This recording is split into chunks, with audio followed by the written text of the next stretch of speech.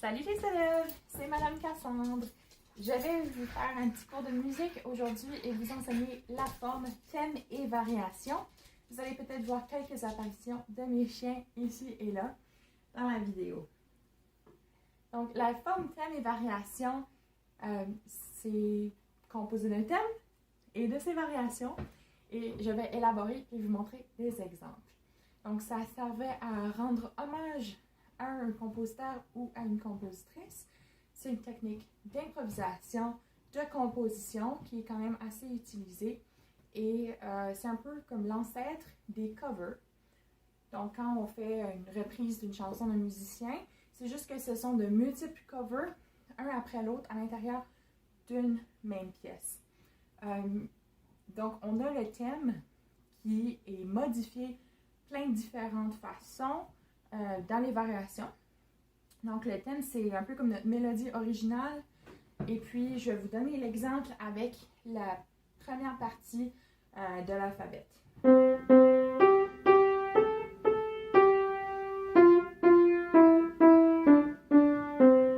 Donc ça, c'est notre thème. Voici les modifications qu'on pourrait lui faire. Donc, on pourrait doubler les notes, ça ferait ceci.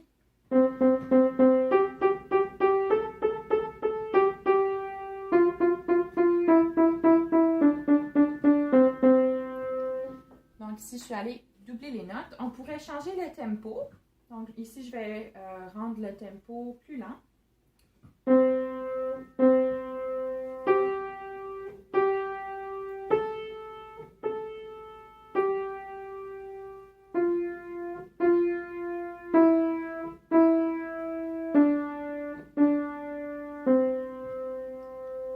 Je pourrais changer le rythme.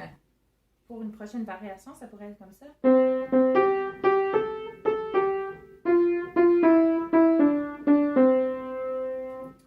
Autre chose, je pourrais ajouter des fioritures, c'est des petits embellissements, comme des trilles par exemple. Et que je pourrais changer la mélodie pour ceci.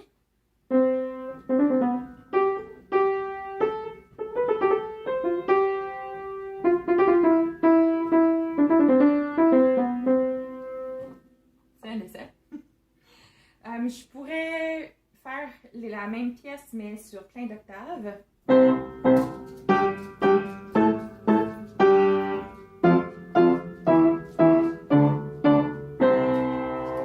Je pourrais la changer en mineur. Je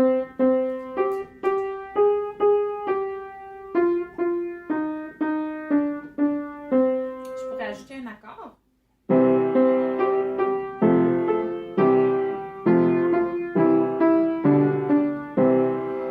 Placer des accords à la main gauche, etc.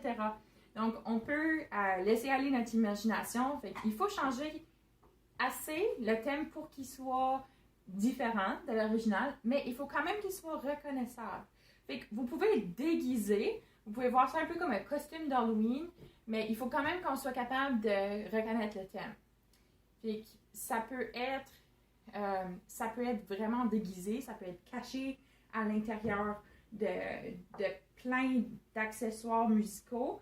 Par exemple, on peut changer complètement l'instrumentation, on peut ajouter plein de voix, on peut changer le tempo et doubler et ajouter toutes les différences possibles. Mais il faut quand même que, si on tend l'oreille, on est capable de reconnaître le thème. C'est ça qui spécifie un thème et variation. Donc, à partir de là, je vais vous jouer au complet. Donc, un thème et variation, on débute avec le thème et puis ensuite, on enchaîne avec les variations une après l'autre. Donc, typiquement, il y a au moins 3 variations. Souvent, quand j'en ai vu, par exemple, des variations sur les thèmes de Bach, il va y avoir environ 12 variations. Et je vais vous faire un essai. Cette fois-ci, je le fais à l'improviste, mais ça me fait un bel exercice. Allons-y. Le thème.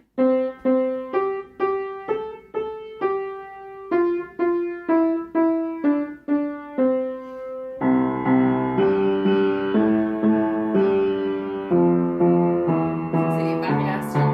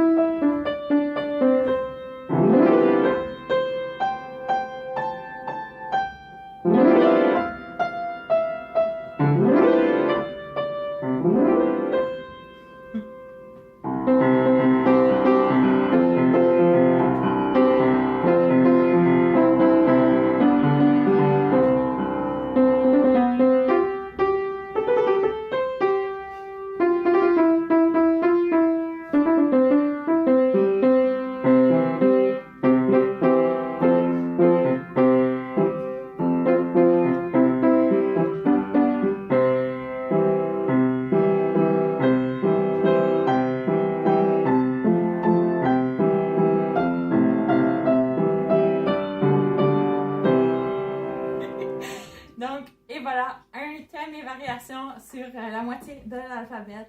J'espère que ça vous a plu et que ça a pu vous éclairer. J'espère que mes exemples ont pu vous être utiles et vous ont aidé à mieux saisir ce qu'est un thème et variation.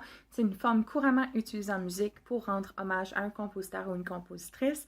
C'est aussi une excellente façon de se pratiquer à composer et à improviser. On part de quelque chose d'existant et on modifie une petite chose à la fois. C'est quelque chose que j'utilise couramment comme outil pédagogique avec mes élèves au secondaire. Donc, passez une super belle journée. On se voit dans la prochaine vidéo. Salut!